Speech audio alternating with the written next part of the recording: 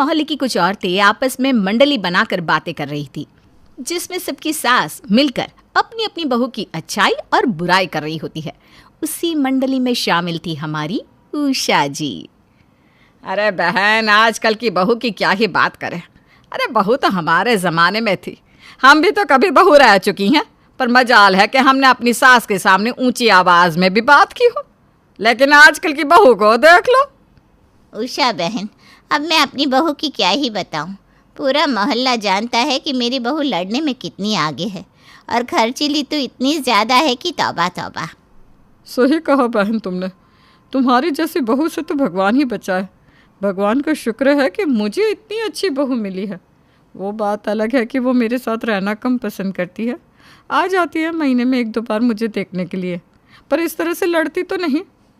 अरे सबके घर की एक ही कहानी है, जिसे देखो वो आजकल पैसों के पीछे भाग रहा है, पर मेरे घर की गंगा तो उल्टी ही बहती है। मेरी बहू नताशा और सुमन दोनों ही हर समय यह सोचती है कि कैसे पैसे खर्च करूं।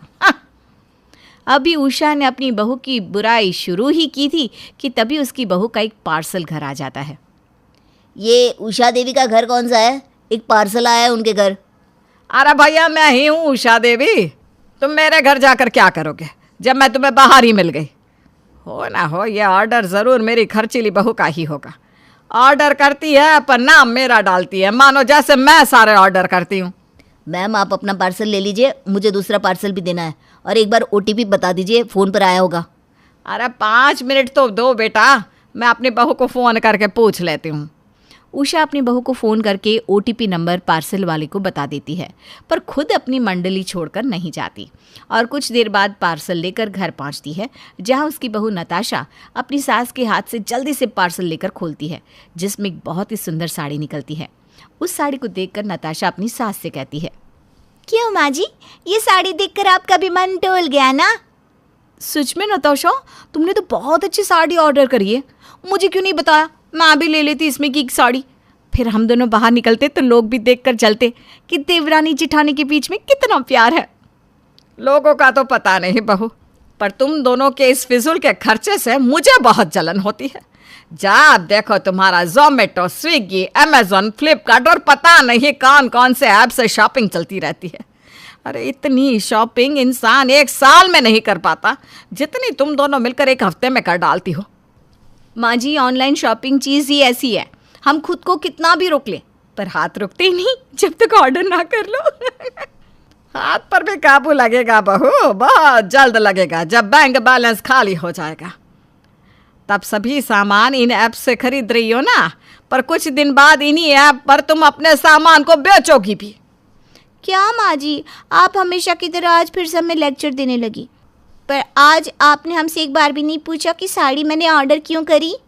इसलिए नहीं पूछा नताशा बहू, क्योंकि अब मुझे समझ में आ चुका है कि तुम दोनों के दिमाग में बुद्धि नहीं है, पर मेरे पास तो बुद्धि है। हाँ, सही कहा माँ जी आपने, आपके पास बुद्धि है इसीलिए आप दिमाग से सोचती है, पर हमारे पास तो एक प्यारा सा दिल है, और इसलिए हम ना हमेशा अपने दिल की सुनते हैं।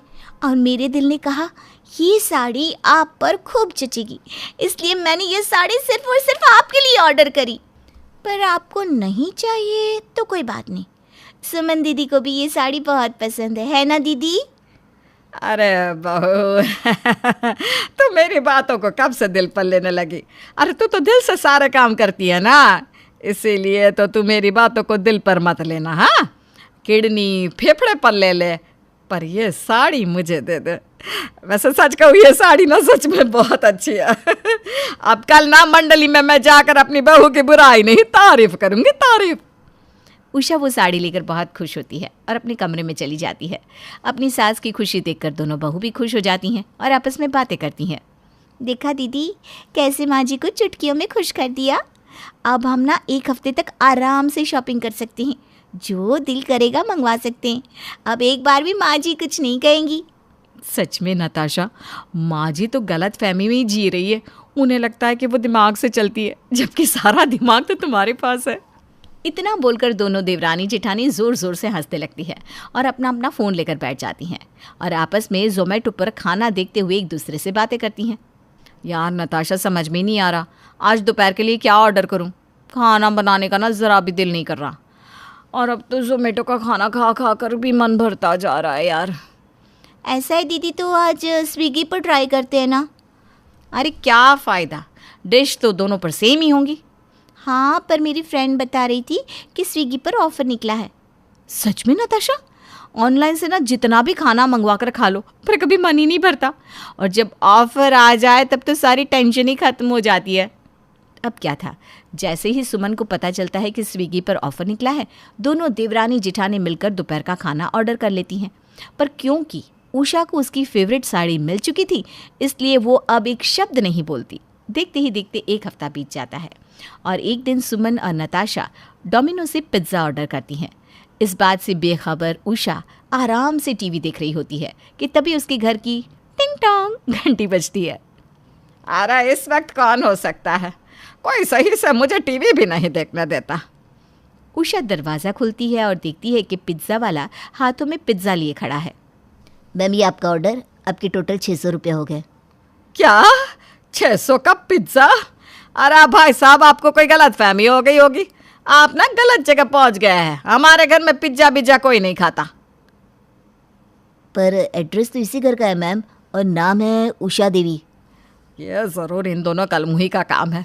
इन दोनों ने तो ससुराल को गुल्लक समझा हुआ है, जब दिल करता है फोड़ कर सारे पैसे खर्च कर लेती है।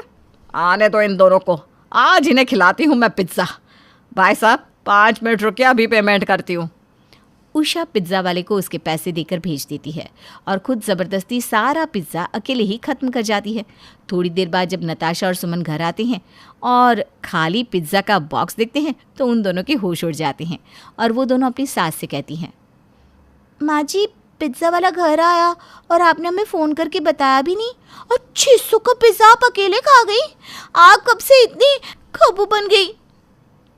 पिज़्ज़ा के 600 तो मैंने अकेले भरे थे, तो पिज़्ज़ा भी मैंने अकेले खाया। अब से तुम दोनों जो कुछ भी ऑर्डर करोगी वो सामान मैं रखूँगी। अगर तुम दोनों को अपनी चीज़ खुद चाहिए तो खुद पैसे भरना और खुद अपनी डिलीवरी अपने हाथों से लेना। तुम दोनों ऐसा नहीं सुधरने वाली, अब मुझे अपनी उंगली टेढ़ी करनी ही पड़ेगी। उषा अपनी बहू को सबक सिखाने के लिए अकेले 600 रुपये का पिज़्ज़ा खा तो लेती है, पर शाम तक उसकी तबीयत खराब हो जाती है, जिसके बाद वो 2 दिन तक खाने का नाम भी नहीं लेती। अब इसी तरह से कुछ दिन बीत जाते हैं और उषा वो हर कोशिश करती जिससे उसकी बहुएं सुधर जाए, पर उसकी बहुएं नहीं सुधरती। अब ऐसे ही एक दिन फिर से उषा अपनी मोहल्ले की कुछ औरतों के साथ अपनी मंडली में बैठी थी। तभी फिर से एक और डिलीवरी बॉय आता है। फ्लिपकार्ट से डिलीवरी आई है किसी की। और इस गली में उषा बहन की बहुओं के अलावा और कौन है जो अमेज़ॉन, फ्लिपकार्ट और जोमेटो जैसी चीज़ से सामान ऑर्डर करता है? हाँ भैया, किसका घर ढूंढ रहे हो? किसके घर तुम्हें अपनी डिलीवरी पहुंचानी है? उषा देवी का घर कौन सा है? उनके घर आया है पार्सल। मैंने तो पहले ही कहा था ये डिलीवरी उषा बहन की ही घर की होगी। उषा बहन अपना पार्सल ले लो। क्या पता इस बार फिर से तुम्हारी बहू ने तुम्हें खुश करने के लिए कोई महंगी चीज़ ऑर्डर की हो। भैया मैं ही हूँ उषा देवी, दे दो मुझे पार्सल और जाओ। उषा डिलीवरी लेकर गुस्से में अपने घर जाती है और पार्सल को घर में फेंक कर अपनी दोनों बहू पर भड़कने लगती है। तुम दोनों ने पता नहीं मेरे घर को क्या समझ रखा है। ऐसा एक भी दिन नहीं होता जब हमारे घर कोई पार्सल ना आए। अब तो पूरे मोहल्ले को भी पता चल गया है। गली में कोई भी डिलीवरी बॉय आता है तो वो लोग सीधा उन्हें हमारे घर भेज देते हैं। और देखो ना, सच में वो पार्सल इसी घर का निकलता है। अरे किसी और को भी मौका दे दो ताकि ये पार्सल उनके भी घर पहुंच सके। माँ जी, दिवाली आ रही है, इसलिए हमने सोचा इस बार घर के लिए कुछ ऑर्डर करें। अच्छा, तो तुमने सोचा घर के लिए कालीन, सोफे का कवर या बेडशीट जैसी कोई अच्छी सी चीज़ ऑर्डर करके माँ जी के हाथ में थमा देते हैं। हमेशा की तरह माँ जी खुश हो जाएंगी और फिर हमें अमेज़ॉन, फ्लिपकार्ट यूज़ करने से रोकेंगी नहीं। क्या यही सोचा था ना तुमने? पर अब मैं तुम दोनों की जाल में नहीं फंसने वाली। अब अगर मेरे घर कोई भी पार्सल आया तो मुझसे बुरा कोई नहीं होगा। आज उषा अपनी बहू की इन चालाकियों से खुश नहीं होती और अपनी दोनों बहू से नाराज़ होकर अपने कमरे में चली जाती है। उषा का पहली बार ऐसा गुस्सा देखकर दोनों बहुएं डर जाती हैं, पर फिर भी वो दोनों अपनी हरकतों से बाज नहीं आती। अब इसी तरह से 2 दिन बीत जाते हैं और इन 2 दिन में एक भी दिन उषा के घर कोई पार्सल नहीं आता। पर नताशा और सुमन अब भी अमेज़ॉन पर घर के लिए कुछ डेकोरेशन की चीज़ देख रही होती है, तभी वहाँ उषा देवी आ जाती हैं। क्या कर रही हो तुम दोनों? फिर से दोनों अमेज़ॉन खोल कर बैठ गई। माँ जी, हम आपकी इज्जत करते हैं। आपने मना किया इसलिए हमने 2 दिन से कुछ ऑर्डर नहीं किया। पर क्या अब हमें अमेज़ॉन और फ्लिपकार्ट पर कुछ देखने से भी मनाही है? हम कुछ देख भी नहीं सकते? एक बार आप भी देखिए ना, कितने प्यारे लग रहे हैं ये पर्दे जो खिड़की और दरवाज़ों के लिए हाथों से बनाए गए हैं। इतना बोलकर नताशा उषा के हाथ में फ़ोन थमा देती है। अब उषा भी अपनी दोनों बहू के साथ बैठकर अमेज़ॉन पर कभी साड़ी तो कभी चप्पल तो कभी पर्स देखने लगती है। अब इसी तरह से कुछ दिन बीत जाते हैं और अब उषा देवी भी अपनी बहू के साथ हर समय फ्लिपकार्ट तो कभी अमेज़ॉन पर, कभी घर के लिए तो कभी अपने लिए सामान देखना शुरू कर देती है। यहाँ तक कि अब उषा देवी खुद मार्केट ना जाकर सब्जी भी साथ में ही ऑनलाइन ऑर्डर करने लगती है। और इतनी सुबह सुबह कौन हो सकता है? अरे बहू, ग्रोसरी का सामान आया होगा। अब कौन बाहर जाकर सामान खरीदे और उठा कर ले आए, जब सामान खुद चलकर हमारे घर आ सकता है। सच में माँ जी, आपने ग्रोसरी का सामान ऑर्डर किया है? आप तो हम पर कितना भड़कती थी और हर समय हमें कहती थी हमने ससुराल को गुल्लक समझा है, पर अब आप खुद ही उसी गुल्लक का इस्तेमाल कर रही हैं। अरे बहू, गुल्लक तो होता ही है फोड़ने के लिए। अब अपनी ज़ुबान कम चलाओ और दरवाज़ा खोलो, कहीं ऐसा ना हो कि डिलीवरी वाला पार्सल लेकर चला जाए। उषा देवी, जो अपनी बहू को सुधारने के लिए पता नहीं क्या कुछ कर रही थी, वो 2 दिन अपनी बहू के साथ क्या बैठी, वो तो बहू के रंग में ही रंग गई। नंदनपुर नाम के गांव में सुधा रहती थी। सुधा की सास और जेठानी उस पर बहुत अत्याचार करते थे। छोटी मोटी जरूरत की चीजों के लिए भी बेचारी को तरसना पड़ता था। अरे कामचोर कहीं की, इतनी देर से रसोई घर में क्या कर रही है? मुझे जोरों की भूख लगी है और अभी तक खाना नहीं बना। अरे जल्दी जल्दी हाथ चला। बस माँ जी, थोड़ी देर में खाना बन जाएगा। कोई फायदा नहीं माँ जी, आप इसे कितना भी समझा ले, ये कभी नहीं सुधरने वाली। चलिए चलकर हम दोनों टीवी देखते हैं। ये रिश्ता क्या कहलाता है सीरियल पर शुरू ही होने वाला है। ए सुधा, जल्दी खाना बना के हॉल में ले आना। जी। फिर एक दिन, जरा देख के बताइए माँ जी, मैं इस नई साड़ी में कैसी लग रही हूँ? अरे ये भी कोई पूछने की बात है? पूरे गांव में भला तुझसे सुंदर कोई है क्या? चल जल्दी तैयार हो जा, गांव का मेला शुरू हो गया होगा। तभी वहाँ सुधा आ जाती है। माँ जी, मुझे भी गांव के मेले में घूमने जाना है, आप लोग मुझे भी अपने साथ ले चलिए ना। तुम मेला घूमने जाएगी? आपने सुना माँ जी, महारानी क्या कह रही है? अरे तू क्या करेगी मेले में जाकर? घर के काम क्या तेरे पिताजी करेंगे? चुपचाप घर में बैठ और हमारे वापस आने तक घर के सारे काम हो जाने चाहिए। हाँ। इस तरह दोनों सास बहू सुधा को घर की नौकरानी से ज्यादा कुछ नहीं समझती थी। सुधा अपने कमरे में रखी अपनी स्वर्गीय माँ की तस्वीर लेके रोने लगती है।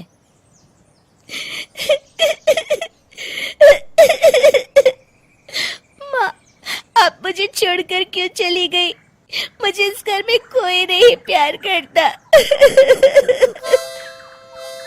तभी अचानक सुधा की माँ तस्वीर से बाहर आ जाती है। अरे क्यों रो रही है? क्या हुआ? अचानक अपनी माँ को सामने देख, अरे माँ, तुम, ये कैसे हो सकता है? तुम जिंदा कैसे हो गई? अरे नालायक, मैं जिंदा नहीं हूँ। तेरी मदद करने के लिए भगवान जी से कुछ दिनों की छुट्टी लेके आई हूँ। माँ, तुम नहीं जानती। अरे मैं सब जानती हूँ, इसलिए तो यहाँ आई हूँ। अब तू देखती जा, मैं कैसे इन दोनों को उनकी नानी याद दिलाती हूँ। अगली सुबह, अरे नालायक, कहाँ मर गई? सुबह की चाय कहाँ है? सुधा घबरा के, अभी लाती हूँ माँ जी। अरे बैठ, तू कहाँ चली? इस बुढ़िया को चाय मैं पिलाती हूँ। अगले ही पल सुधा की सास के कदम अपने आप रसोई घर की ओर चल पड़ते हैं। अरे अरे ये मैं कहाँ जा रही हूँ? अरे मैं चाय क्यों बना रही हूँ? तभी सुधा की जेठानी वहां आ जाती है। माँ जी, आज आप क्यों चाय बना रही हो? सुधा कहाँ है? लगता है महारानी अपने कमरे में आराम फरमा रही है। अभी कान खींच के उठाती हूँ उसे। अच्छा, तेरी इतनी हिम्मत मेरी बेटी को हाथ लगाने की तूने सोची भी कैसे? ठहर जा, अब तेरी बारी है। अगले पल ही सुधा की जेठानी हाथ में पोछा पकड़कर सारे घर में पोछा लगाने लगती है। अरे नहीं, ये मेरे हाथ अपने आप क्यों चल रहे हैं? अरे मैं नौकरानी की तरह सारे घर में पोछा क्यों लगा रही हूँ? सुधा ये सब देख बड़ी खुश हो जाती है। माँ, ये तो चमत्कार हो गया, देखो इन दोनों को। हाँ मेरी बच्ची, बड़े दिनों के बाद तेरे चेहरे पर हंसी आई है। ये तो कुछ भी नहीं है, तू बस देखती जा, इन दोनों के साथ क्या क्या करती हूँ मैं। इस तरह सुधा की जेठानी और सास पूरा दिन घर के काम करती रहती हैं। फिर शाम को हाय, मेरी कमर टूट गई रे। अरे मेरे तो हाथ ही टूट गए। अरे ये तो शुरुआत है, असली मजा तो अब आएगा। इस तरह सुधा की माँ दोनों सास बहू से रोज घर के सारे काम करवाती थी और सुधा सारा दिन मजे से टीवी देखती थी। अरे ये मेरी जिंदगी क्या हो गई है? कभी पोछा, कभी बर्तन, तो कभी कपड़े।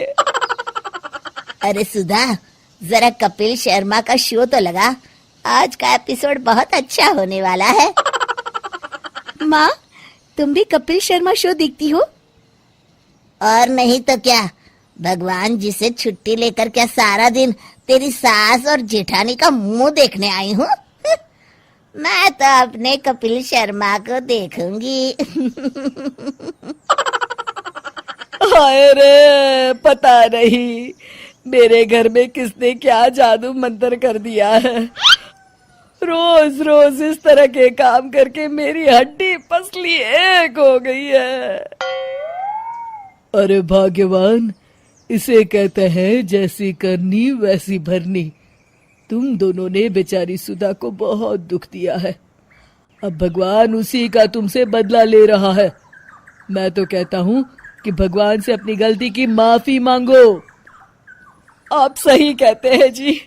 हे भगवान, मुझे माफ कर दो, मुझे मेरा सबक मिल गया। मैं अपनी बहू को कभी तंग नहीं करूंगी। अरे बहू, तू मेरा मुंह क्या देख रही है? तू भी भगवान जी से माफी मांग। हाँ हाँ भगवान, मुझे भी माफ कर दीजिए। सुधा तो मेरी छोटी बहन है, मैं इसे कभी परेशान नहीं करूंगी। माँ, मुझे लगता है अब ये दोनों सुधर गई हैं, अब इन्हें छोड़ दो। हाँ बेटी, अब तुझे इस घर में कोई तकलीफ नहीं होगी। अच्छा, अब मेरे जाने का समय आ गया है, चलती हूँ मेरी बच्ची, अपना ख्याल रखना। हाँ। इस तरह सुधा की माँ हमेशा के लिए अपनी बेटी की जिंदगी बदल के चली जाती है। शिक्षा, जैसी करनी वैसी भरनी। ये कहानी 4 ऐसे आलसी भाइयों की है जो दुनिया के साथ साथ अपने आप पर भी बोझ है।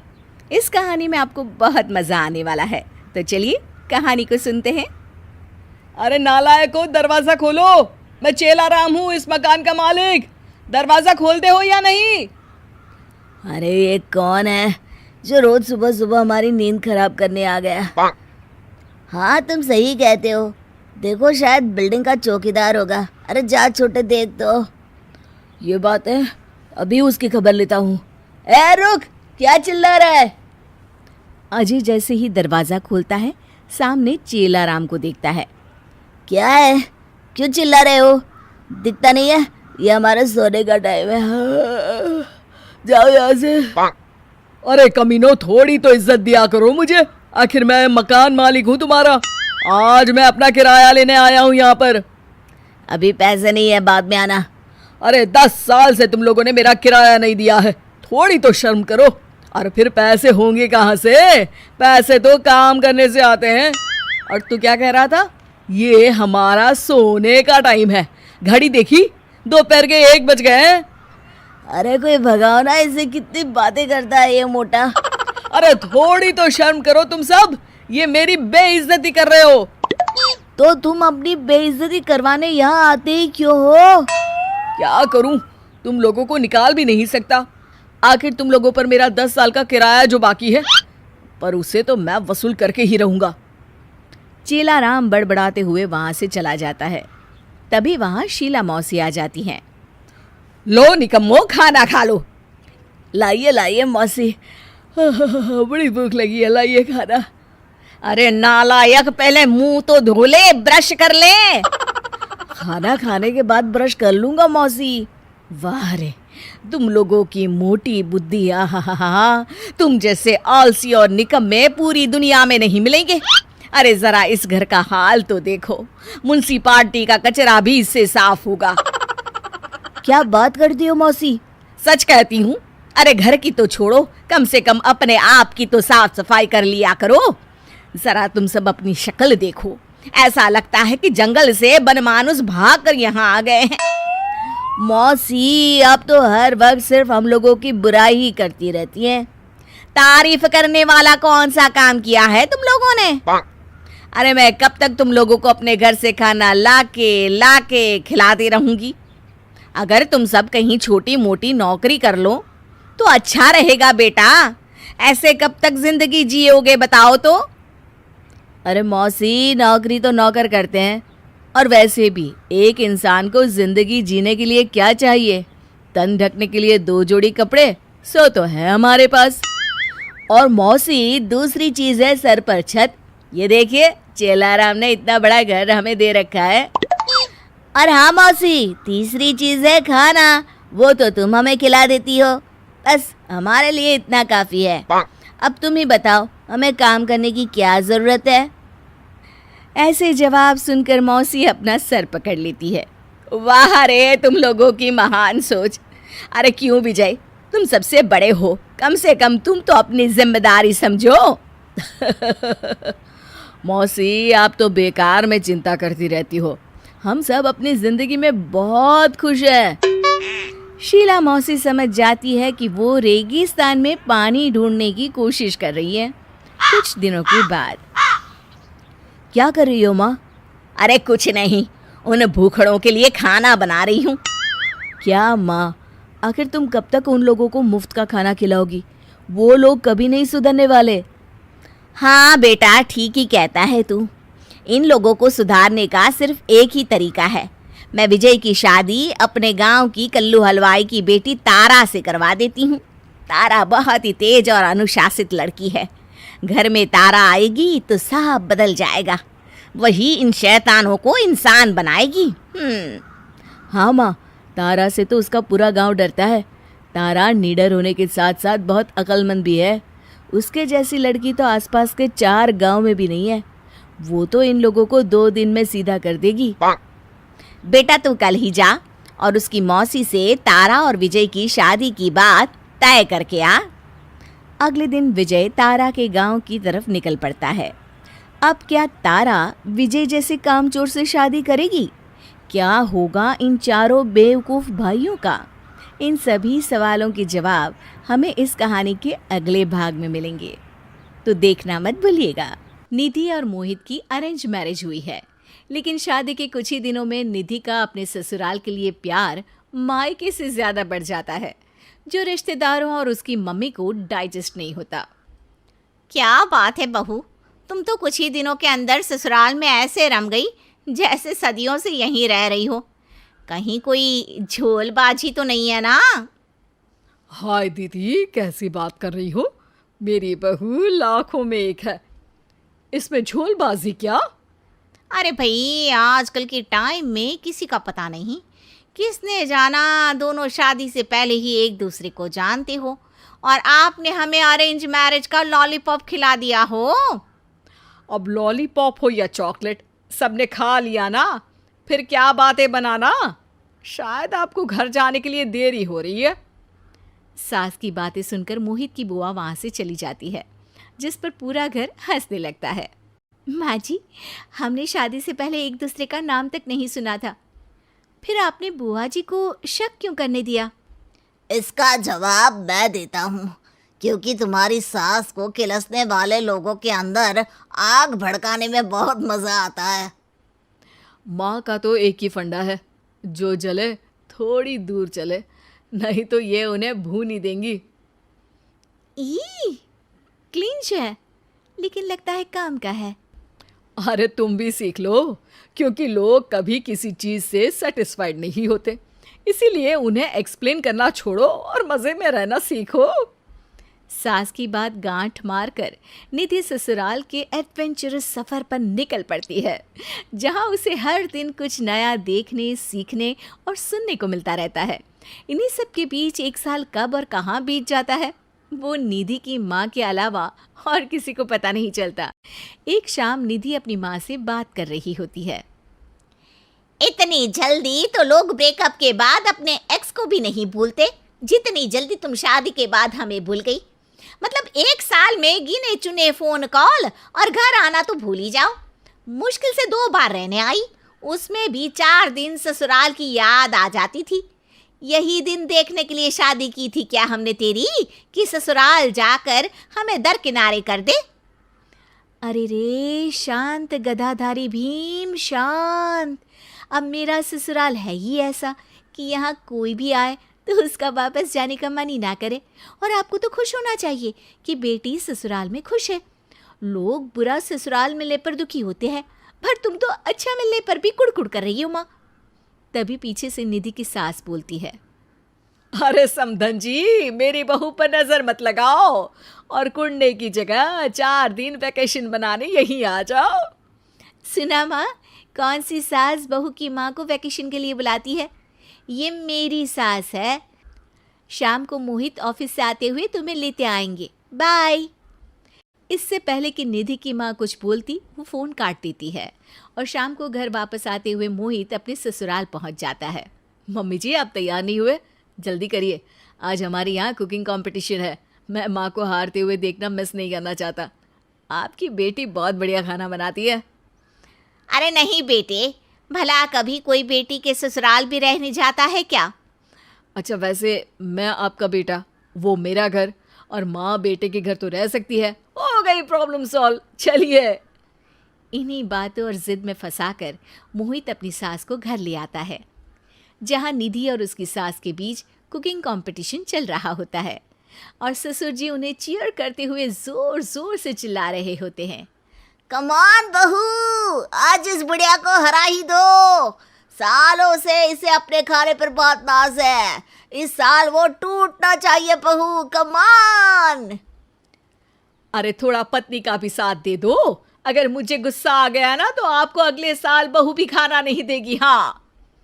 घर का ऐसा माहौल देख निधि की माँ हैरान रह जाती है। इतना हैरान मत होइए, घर में कॉम्पिटिटिव स्पिरिट और एक्टिवनेस बनाए रखने का ये माँ का तरीका है। हमारे घर में सब काम अतरंगी तरीके से ही होते हैं। मोहित की बात सुनकर निधि की माँ उनकी कंपटीशन में शामिल हो जाती है और कुछ घंटों में ही उन्हें अपनी बेटी के ससुराल प्रेम का रीज़न समझ में आ जाता है। क्यों माँ, कैसा लगा मेरा अतरंगी ससुराल? ससुराल अच्छा है यही जानकर तो तेरी शादी की थी, लेकिन तेरे यहाँ आकर हमें भूलने की वजह अब समझ में आई। नो मोर कंप्लेंट्स। हाय, आपको हमारी बहू से कंप्लेंट्स थी? ये इधर ना चल बे। जी जी ज़रूर, आज के बाद दोबारा कभी नहीं होगी। जहाँ मेरी बेटी को इतना प्यार मिल रहा है, वहाँ से हमें क्या शिकायत होगी जी? प्यार का क्या है, जितना बांटो उतना कम। फिर इसे तो हमने बेटी बनाया है अपनी। Can't believe, too good to be true. वो आपको इसलिए लग रहा है क्योंकि लोगों ने ससुराल की इमेज हेल बनाई हुई है। पर माँ, मेरा ससुराल सही में जन्नत है। यहाँ सब एक दूसरे की बहुत इज्जत करते हैं, बात सुनते भी हैं और मानते भी हैं। समधन जी, हर चीज में नुक्स निकालना तो लोगों का काम है। उन्हें किसी के अच्छाई में बुराई निकालकर और बुरे की गॉसिप करके किसी भी तरह की बातें बनानी होती है। इसीलिए मेरा परिवार कभी किसी की बातों पर ध्यान ना देकर वही करता है जो उन्हें सही लगता है। बात तो आपकी बिल्कुल सही है समधन जी। मैं बहुत खुश हूँ और दुआ करती हूँ कि हर लड़की को मेरी बेटी जैसा ही ससुराल मिले। ओहो माँ, आपने तो सीधा सीधा पड़ोस वाले गॉसिप गैंग का बिजनेस ठप करने की दुआ ही मांग ली।